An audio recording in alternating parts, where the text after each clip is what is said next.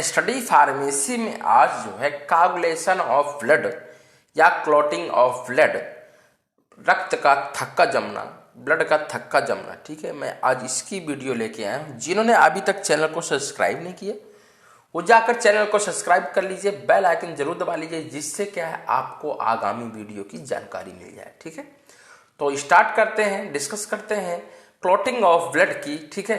तो clotting of blood और haematocytosis is a defence mechanism of the body, ठीक है। तो ये क्या है, क्लॉटिंग ऑफ ब्लड मतलब क्या है, रक्त का थक्का जमना, ठीक है, या क्या है हीमोस्टेटिस, ठीक है, is a defence mechanism of the body. क्या करता है ये डिफेंस मैकेनिज्म, मतलब क्या है उसकी रक्षा करता है, किसकी, बॉडी की, शरीर की, ठीक। It prevent loss of blood from the site of injury, ठीक है। तो ये क्या है, जिस जगह पे इंजरी मतलब जिस जगह पे चोट वाली जगह से क्या करता है, लॉस ऑफ ब्लड मतलब क्या है, खून की कमी को क्या करता है, प्रिवेंट, रोकता है, ठीक है। ओके, बात करते हैं आगे। If A leak develops in blood vessels a clot is formed and it plugs the leak, ठीक। तो क्या होता है इफ, यदि, ठीक है, यदि, ठीक है, ब्लड वेसल्स रक्तवाहिकाओं में, ठीक है, लीक मतलब रिसाव क्या हो जाता है, डेवलप मतलब विकसित हो जाता है, तो क्या होता है, ब्लड का थक्का बनता है, और ठीक है, जो ये क्या कहते हैं प्लग ऑफ रिसाव मतलब क्या, जो ये रिसाव को क्या करता है, बंद कर देता है, ठीक है। ओके, अब बात करते हैं यहाँ कि this prevent the loss of blood, ठीक है। तो ये क्या है, ये जो है लॉस ऑफ ब्लड मतलब क्या है, खून की कमी को प्रिवेंट मतलब रोकता है, ठीक है। आगे डिस्कस करते हैं मैकेनिज्म ऑफ ब्लड की, ठीक है। तो जो मैकेनिज्म ऑफ ब्लड होता है, ठीक है, तो मैकेनिज्म ऑफ ब्लड को देखते हैं। ओके, तो ये क्या है, clotting of blood occurs in the following stage, ठीक है। तो क्या है, जो थक्का जमने का या क्लॉट होने का क्या है, निम्न चरणों में होता है, ठीक है। देखते हैं आगे। Thromboplastin is liberated from disintegrated tissue and damage platelets, ठीक है। तो क्या है, जो थ्रोम्बोप्लास्टिन है तो डिजनरेटेड टिश्यू है, ठीक है, और डैमेज प्लेटलेट को क्या करता है, लिबरेटेड, मुक्त करता है, ठीक है। आगे बात करते हैं, thromboplastin convert prothrombin into thrombin, this occurs in presence of calcium ion, ठीक है। तो ये क्या है, थ्रोम्बोप्लास्टिन कन्वर्ट होता है प्रोथ्रोम्बिन में, प्रोथ्रोम्बिन टू थ्रोम्बिन में, ठीक है। मतलब प्रोथ्रोम्बिन जो है, थ्रोम्बोप्लास्टिन कन्वर्ट होता है प्रोथ्रोम्बिन में और प्रोथ्रोम्बिन थ्रोम्बिन में। This occurs in presence of calcium ion, किसकी उपस्थिति में, कैल्शियम आयन की उपस्थिति में, ठीक है। ओके, फिर बात करते हैं, थ्रोम्बिन कन्वर्ट्स फिब्रोनियोजन टू फिब्रिन। तो क्या है, जो थ्रोम्बोबिन है वो कन्वर्ट होती है फिब्रोनियोजन टू फिब्रिन में, ठीक है। फिब्रोनियोजन कन्वर्ट हो गई फिब्रिन में, ठीक है। The insoluble fibrin firms threads, ठीक है। जो क्या कहते हैं, इनसॉल्युबल फिब्रिन है मतलब कि अघुलनशील फिब्रिन है, वो क्या करता है, थ्रेड मतलब क्या करता है, धागे बनाता है, ठीक है। The formed elements of blood gets in this at forms the clot, ठीक है। तो ये क्या करता है, जो ब्लड से बने, क्या ब्लड से बने एलिमेंट तत्व होते हैं, तो उनको क्या करता है, इसी में दिस फॉर्म मतलब क्या है, उसको उसी में उलझा लेते हैं और क्या हो जाता है, ब्लड क्लॉट हो जाता है। ओके, देखिए क्या होता है, थोड़े प्यारे स्टूडेंट, जैसे मैं आप ये जो है चार्ट के माध्यम से आपको बताता हूं। देखिए प्लेटलेट्स क्या है, थ्रोम्बोप्लास्टिन, ठीक है, और थ्रोम्बोप्लास्टिन कन्वर्ट होती है किसमें, अभी हमने बताया था ना आपको, कन्वर्ट होती है किसमें होती है कन्वर्ट, प्रोथ्रोम्बिन में, ठीक है। प्रोथ्रोम्बिन टू थ्रोम्बोबिन, किसकी, कैल्शियम आयन की उपस्थिति में, ठीक है। इसके बाद जो फिब्रोनियोजन है, ठीक है, फिब्रोनियोजन किसमें, फिब्रिन में, ठीक है। और फिब्रिन ब्लड सेल्स क्या होती है, जो थ्रेड लाइक संरचना बना के उसमें क्या होता है, जो फिब्रिन है वो क्या है, धागे बनाती है, मतलब एक जाली की तरीके से बना लेती है। और जैसे वो जाली जैसे बना तो उसी जाली में क्या है, वो ब्लड सेल्स क्या है जो उलझ जाती हैं और क्या है, ब्लड क्लॉट हो जाता है। ओके, आगे डिस्कस करते हैं क्लॉटिंग फैक्टर के बारे में, ठीक है।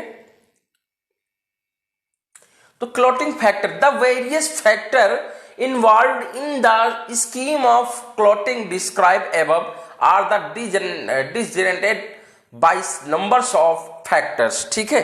तो ये क्या है, प्रिस्क्राइब एवं मतलब क्या है, ऊपर वर्णित है क्लॉटिंग की क्या स्कीम, ठीक है, स्कीम ऑफ क्लॉटिंग, ठीक है, क्या है क्लॉटिंग की स्कीम या योजना, ठीक है। ओके, क्या है, नंबर ऑफ फैक्टर, ठीक है, नंबर ऑफ फैक्टर मतलब क्या है, संख्या में कारक, क्या है, ईटीसी मतलब आदि के रूप में है, ठीक है। आगे बात करते हैं, दिस फैक्टर आर, जो फैक्टर है उनको देखते हैं। देखिए जैसे पहला फैक्टर है, वो कौन सा पहला फैक्टर है, देखिए फिब्रोनियोजेन है, और दूसरा फैक्टर क्या है, प्रोथ्रोम्बिन है, थर्ड फैक्टर क्या है, थ्रोम्बोप्लास्टिन है, और फोर्थ नंबर का जो फैक्टर है वो क्या है, कैल्शियम आयंस है, और पांचवें नंबर का फैक्टर वो क्या है, क्विक लेबल फैक्टर होते हैं, ठीक है, क्विक लेबल फैक्टर होते हैं किसके, फैक्टर नंबर 6वें के। तो क्या expanse of this factor not accepted, ठीक है। और ये जो 7वां नंबर फैक्टर है क्विक स्टेबल फैक्टर होते हैं, और 7वें नंबर का क्या है, एंटी हीमोफिलिक फैक्टर, और 9वां नंबर फैक्टर होता है वो कौन सा है, क्रिसमस फैक्टर, ठीक है। और जो 10वां नंबर है क्या है, पावर स्टोर्ड फैक्टर, और जो 11वें नंबर का है वो प्लाज्मा थ्रोम्बोप्लास्टिन एक्सीडेंट, ठीक है। और जो 12वें नंबर का फैक्टर है हिगमैन फैक्टर, और क्या है जो 12वें नंबर, सॉरी 13वां नंबर है, ठीक है, वो मिस्टेक लिखने में मिस्टेक हो गई, ये क्या है, ये 13वां नंबर फैक्टर है। जो 13वां नंबर फैक्टर है वो क्या है, फिब्रिन फैक्टर होते हैं। इसके फैक्टर के बारे में, ठीक है, तो फैक्टर जो होते हैं, ठीक है, उसके फैक्टर के बारे में देखते हैं, ठीक है। तो क्या फैक्टर 5 and 7, ठीक है, 1 are required for the conversion of damage tissue into thromboplastin, ठीक है। तो क्या है, जो डैमेज टिश्यू को क्या करता है, थ्रोम्बोप्लास्टिन में कन्वर्सेशन के लिए फैक्टर 5वें और फैक्टर 7वें की क्या होती है, रिक्वायर मतलब आवश्यकता होती है। Okay, factor number 7 is the anti haemophilic factor, ठीक है। जो 7 नंबर फैक्टर होता है उसको क्या है, हीमोफिलिक फैक्टर बोलते हैं, या हीमोफिलिक फैक्टर होता है, ठीक है। और फिर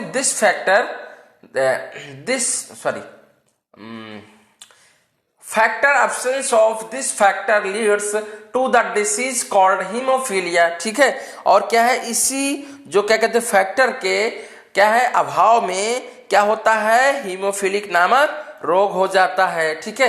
अब बात करते हैं आगे, factor number 9 is called as Christmas factor, ठीक है। तो ये क्या है, जो 9 नंबर फैक्टर उसको क्रिसमस फैक्टर बोलते हैं, ठीक है। और इसके आगे बात करते हैं, आगे in an American negro named Christmas और the other factor were present, ठीक है।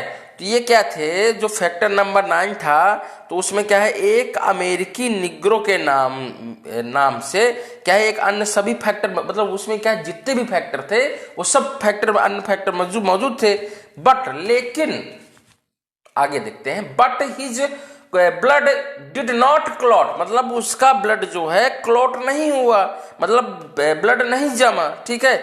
सो इसीलिए this factor was called as Christmas factor, इसलिए इस फैक्टर को क्या कहा गया, इस फैक्टर को कौन सा फैक्टर का है, क्रिसमस फैक्टर का है, क्योंकि वो जो है अमेरिका का एक निग्रो जो था उसके ब्लड में जितने भी फैक्टर थे सभी मौजूद थे, अब फिर भी उसका ब्लड नहीं जमा तो उसको क्या बोलिए, क्रिसमस फैक्टर बोल दिया, ठीक है। आगे बात करते हैं स्टूडेंट, ब्लीडिंग टाइम। बेटा ब्लीडिंग टाइम क्या होती है, तो bleeding the time taken from bleeding to stop is known as bleeding time, ठीक है। देखो टाइम टेकन, ठीक है, मतलब जिस टाइम से क्या होती है, ब्लीडिंग होना चालू हो जाती है या ब्लीडिंग रुकने में लगने वाला समय क्या कहलाता है, bleeding time, as known as क्या है, bleeding time. Normal bleeding time is 1 to 4 minute, और जो सामान्य ब्लीडिंग का टाइम होता है वो कितना होता है, 1 से 4 मिनट का होता है। ओके, अब देखिए बात करते हैं क्लॉटिंग टाइम की। तो clotting time, it is time taken by the blood to clot, ठीक है। तो ब्लड टू क्लॉट मतलब क्या है, इसके कहने का मतलब ये ब्लड द्वारा, ठीक है, क्या है, बाई ब्लड, ब्लड द्वारा, ठीक है, जो ब्लड का थक्का बनने में लगने वाला टाइम क्या कहलाता है, कागुलेशन, ठीक है। It is time taken the blood to clot, it is called as coagulation time और क्लॉटिंग टाइम, ठीक है। तो ये क्या है, ये ब्लड द्वारा थक्का बनने में लगने वाला टाइम क्या कहलाता है, इसे कागुलेशन टाइम या क्लॉटिंग टाइम बोलते हैं। Normal clotting time is 3 to 8 minute, जो सामान्य क्लॉटिंग टाइम होता है वो कितना, 3 से 8 मिनट का होता है, ठीक है। अब बात करते हैं एंटीकागुलेंट।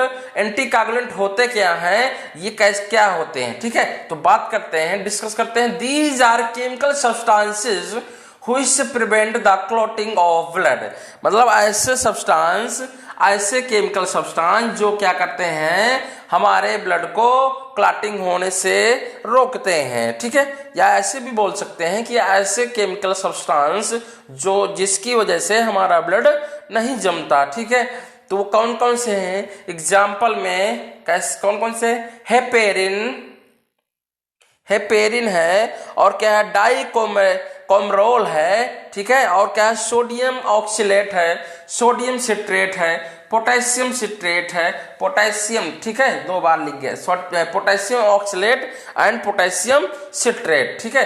तो देखिए जो एंटीकागुलेट सब्सटेंस, मतलब जो एंटीकागुलेट सब्सटेंस होते हैं वो क्या करते हैं, ये ब्लड नहीं जमाते। देखिए जैसे बॉडी के अंदर आप देखे होंगे, मतलब सॉरी, आपने पढ़ा होगा, बॉडी के अंदर क्या है, फिब्रोनियोजन और प्रोथ्राम्बिन दोनों क्या होती हैं, ब्लड को कागुलेशन करती हैं, ठीक है।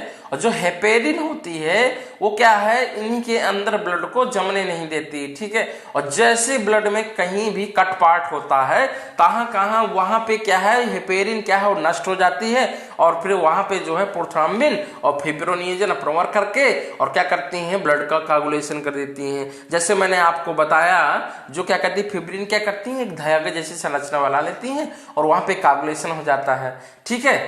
तो चलिए मिलते हैं। आपको वीडियो कैसी लगी, अगर वीडियो आपको अच्छी लगी हो तो प्लीज चैनल को सब्सक्राइब करिएगा, लाइक करिएगा, शेयर करिएगा, और आप नोट्स जरूर बना लीजिएगा, ठीक है। और आपसे रिक्वेस्ट है प्लीज सब्सक्राइब कर दिया करिए, ओके, और जल्दी जल्दी सपोर्ट करिए।